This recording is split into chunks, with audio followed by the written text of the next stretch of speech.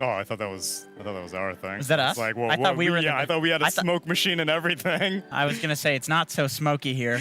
The VFX are very impressive, but what you saw there, the gameplay was all real. Nothing special about that other than amazing Southeast Asian Dota. And now it's going to go head-to-head against Western Europe's Kings Alliance, which, again, like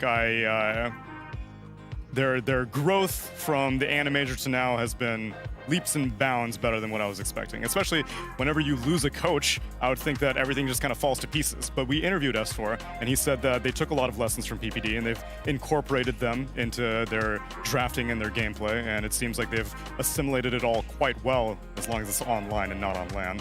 Yeah, it's funny you mention that this team looks like they've learned a lot, because to me, even looking in the individual games, this seems like a team that's very capable of learning.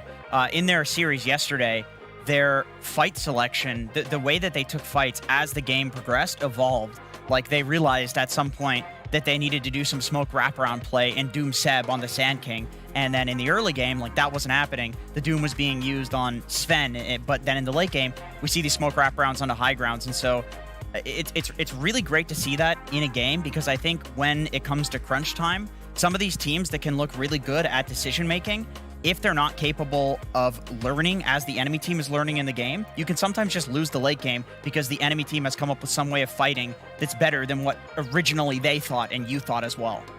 Yeah, and learning is going to be very important, because we saw T1 have a lot of strategies for VP saves Enchantress, as Purge expanded upon, and so I feel like, is this Hoodwink hero going to get let through because T1 have a strategy against it, Lacoste? Possibly.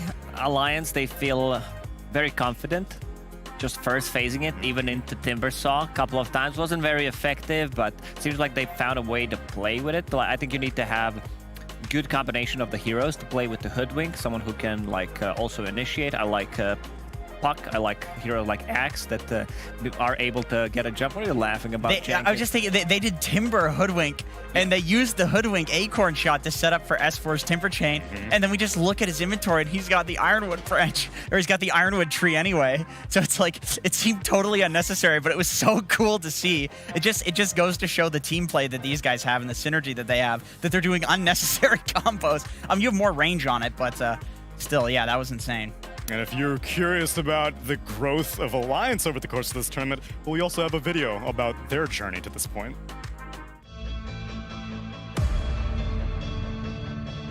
As well. Okay, Gold, the Winter's Curse will stop Ghostic right in his tracks, and the Willow for that matter. Bignum could be in trouble. Bignum will die first. ZFN has been killed back to Nickel Baby. Nickel Baby is actually destroying the complete Unique, going for Terrorblade last pawn. Demos has the Aegis still to himself. The Sunder BKB, he's able to TP.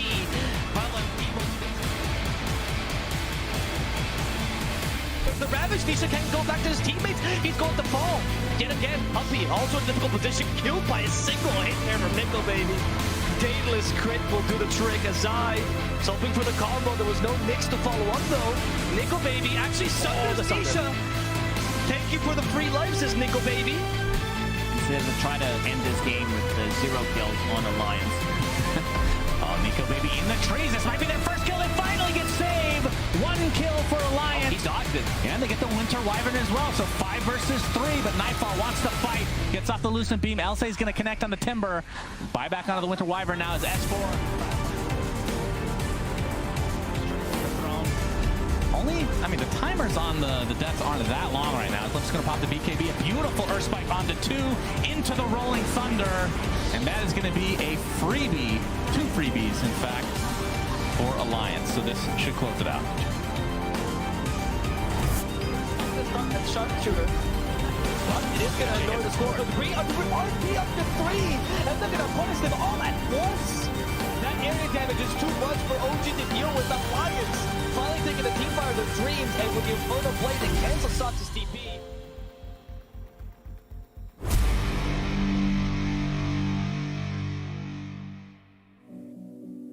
Jenkins, what were you doing just now? Nothing. What's in your hand? Give it to me. We are broadcast professionals, Jenkins. We do not play on company time.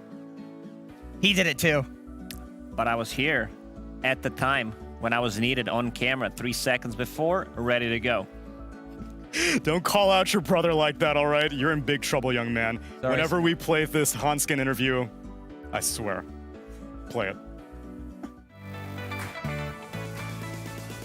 Yeah, we just played against OG. We won 2-0. It was pretty good. Like, I think it was really, really close, actually. Like, there were some hype games for sure.